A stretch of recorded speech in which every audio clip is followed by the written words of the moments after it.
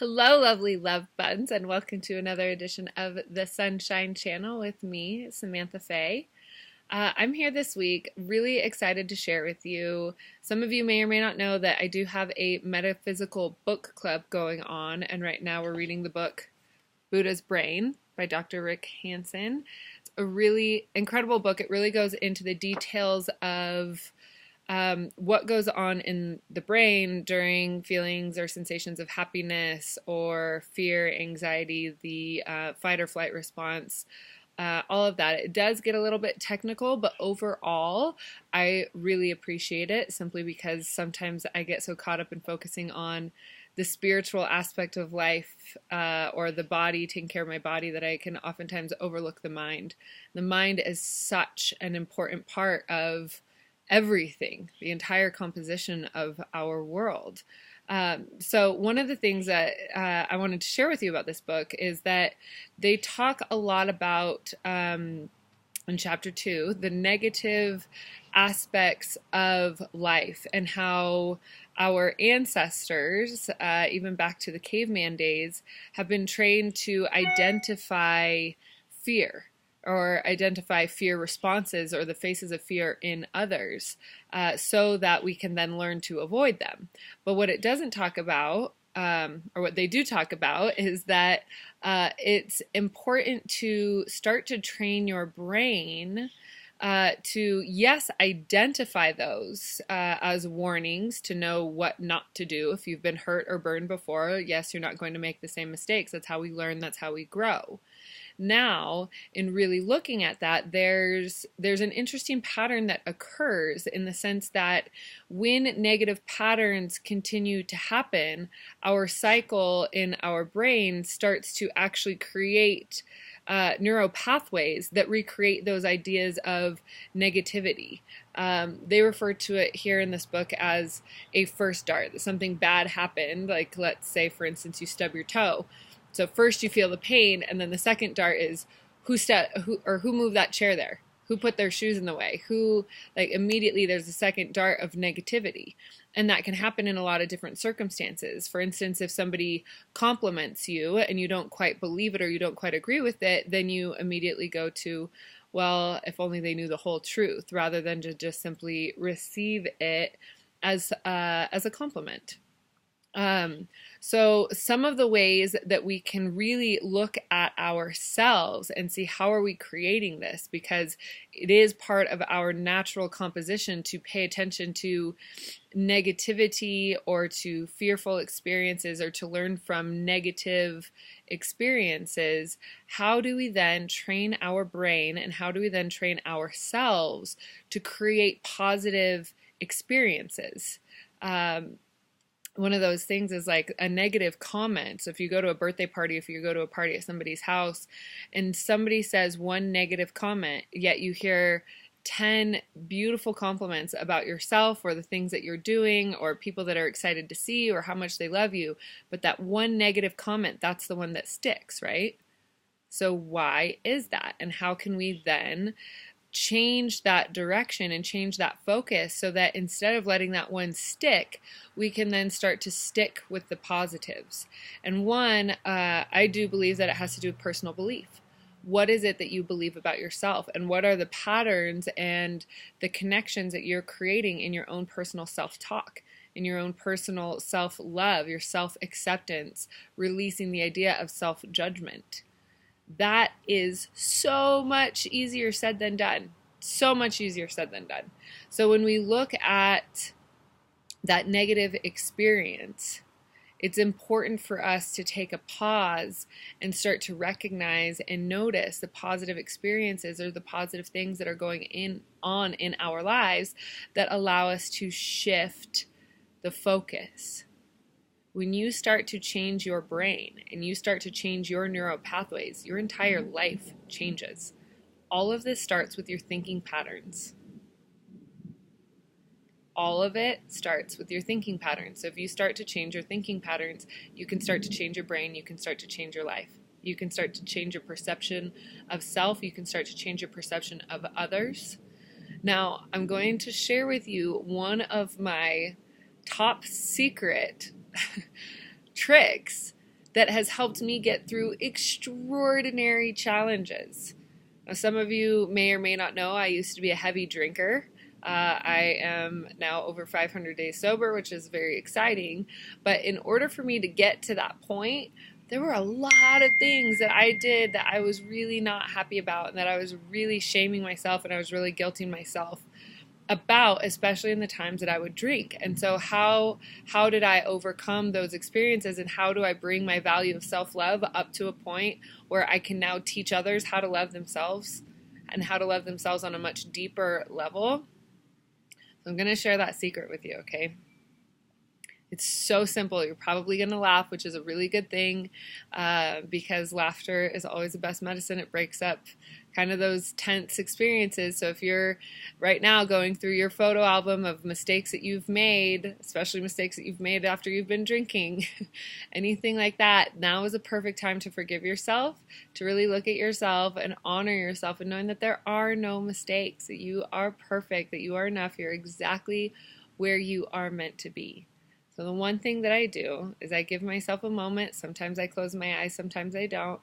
But I oftentimes will just close my eyes, put my hands on my heart, simply say, I love you, I love you, I love you, I love you, I love you, I love you, I love you, I love you, I love you, until I'm giggling because it's so ridiculous that I'm saying a mantra to myself over and over, just telling myself how much I love me. But the truth of the matter is that self-love is the most powerful vibrational frequency that we have on this planet. Yes, love for others is very important, and love overall is a frequency. Now, when you turn that magnification, that amplification of love, and you direct it to yourself, it's almost like you're multiplying it times infinity to burn away any and all lower vibrational frequencies. So I know this might be getting a little bit technical on the energetic terms, but when you have really high frequencies, lower vibrational frequencies, literally they cannot attract themselves to it. So when you are raising your frequency by increasing your value of self-love, worry, fear, doubt, negative thought patterns, all of it start to wither away. It all starts to go away. So that is why my little I love you, I love you, I love you, Samantha mantra is so powerful. It has helped me get through some extraordinarily challenging times where I was not valuing myself. My level of self-respect was so diminished that I was just operating in complete self-sabotage. So how do you pull yourself out of a hole like that? Really and truly. It's by paying attention to yourself, giving yourself what you need, giving yourself what you are craving. A lot of research is now coming out that says the root cause of addiction is the lack of connection, the lack of human connection. So let's look at number one right now. You are number one. You're number one in your world. I am number one in my world. Let's all put ourselves in that number one spot and really recognize what is it that we need in order to take care of ourselves. Because when we are taking full care of ourselves, other people don't need to. It takes responsibility off of them. So in that space, when you are taking care of yourself, you're putting yourself as your number one priority, you are going to be your best friend.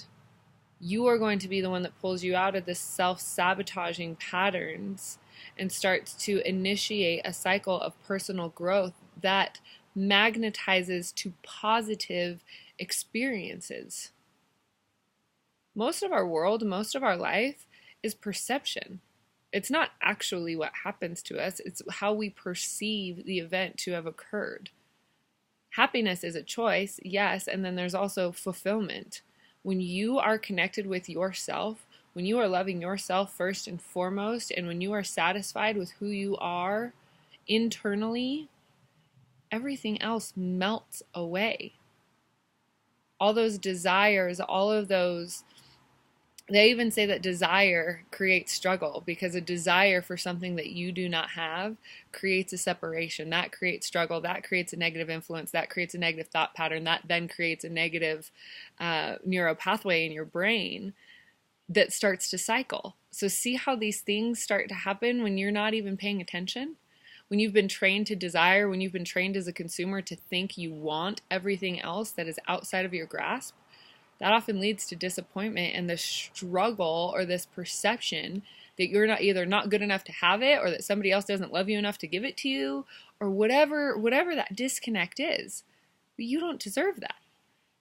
What you deserve is self-love. You deserve to be happy. You deserve to feel fulfilled. The best way that you're going to do that is, you're going to do it with me this time? I love you, I love you, I love you, I love you, I love you, I love you, I love you, I love you, I love you. Do that until it all breaks away, until those desires, those illusions of what you think is going to bring you happiness start to melt away, because the things you think are going to bring you happiness is just another stepping stone. You get there and then you're going to want to desire something else.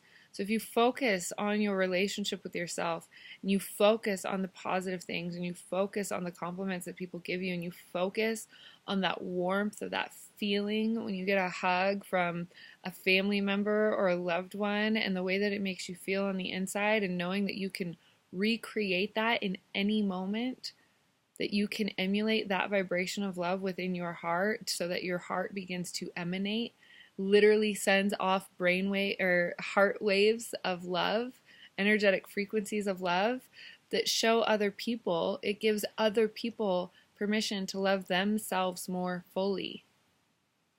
You become the light bearer. You become the one that is setting the example. You become the one that emanates in a room. When you walk into it, you give everyone permission to love themselves more fully.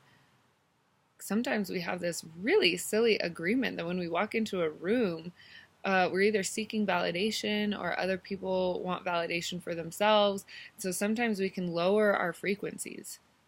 I know for myself, before I learned how to use my tools, especially as an empath, I would walk into a room and match the energy.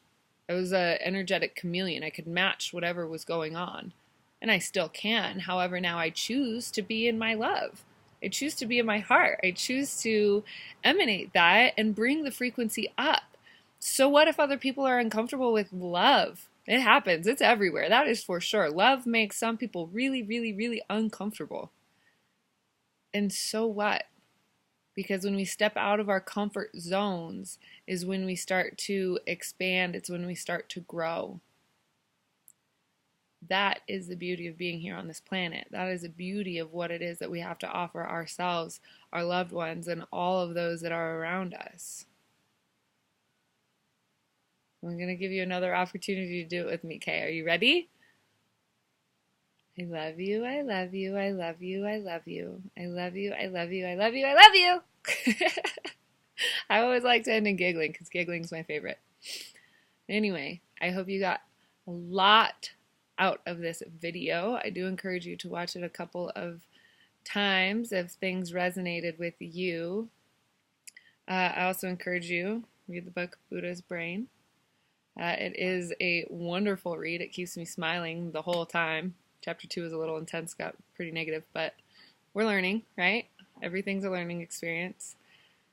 So, with that, of course, I'm always available for personal one-on-one sessions. Please feel free to email me at sf@samanthafay.com. You can visit me on Facebook at Samantha Fay or Psychic Medium Samantha Fay, and join my Facebook group at The Daily Sunshine.